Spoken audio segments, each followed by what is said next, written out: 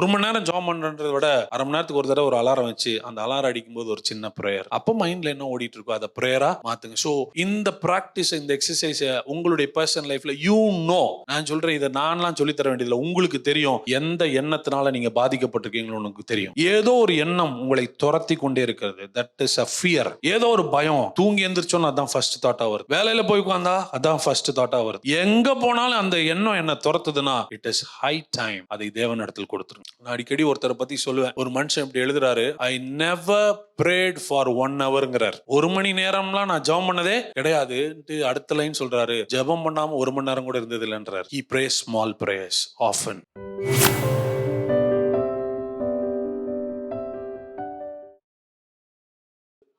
நான் அடிக்கடி ஒருத்தரை பத்தி சொல்லுவேன். ஒரு மனுஷன் இப்படி எழுதுறாரு, ஐ நெவர் prayed for 1 hourங்கிறார். 1 மணி நேரம்லாம் நான் ஜெபம் பண்ணதே கிடையாது. அடுத்த லைன் சொல்றாரு, ஜெபம் பண்ணாம 1 மணி நேரம் கூட இருந்தது இல்லைன்றார். He prays small prayers often.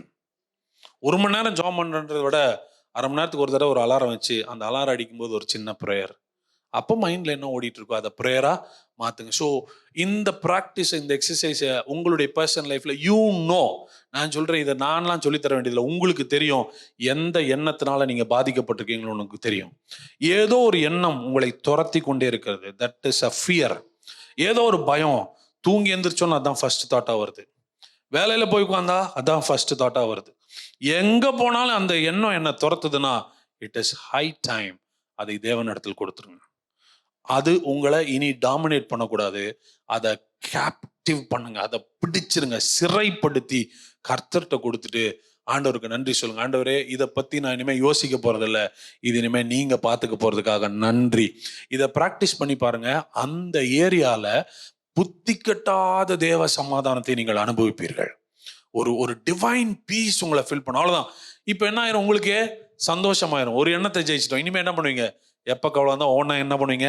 சிறை பிடிச்சு கொண்டு வந்து கத்தர்ட்டு விட்டுட்டு நீங்க ஃப்ரீயா இருங்க. அப்படி இருக்கணும்னு தான் ஆண்டவர் விரும்புறார். உங்கள் எண்ணங்களை எல்லாம் அவருடைய வார்த்தைக்கு சிறைப்படுத்துங்கள், அவருடைய கையில கொடுத்துருங்க.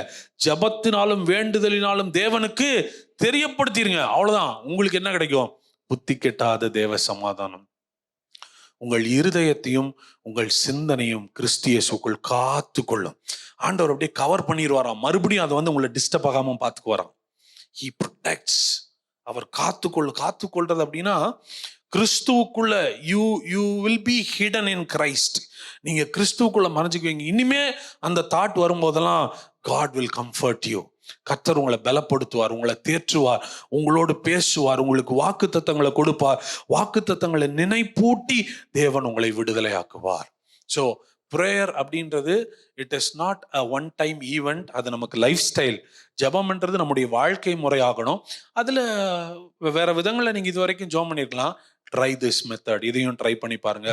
ஃபர்ஸ்ட், உங்களுடைய மனதை அமர பண்ணுங்கள், ஆத்துமாவை அமர பண்ணுங்கள்.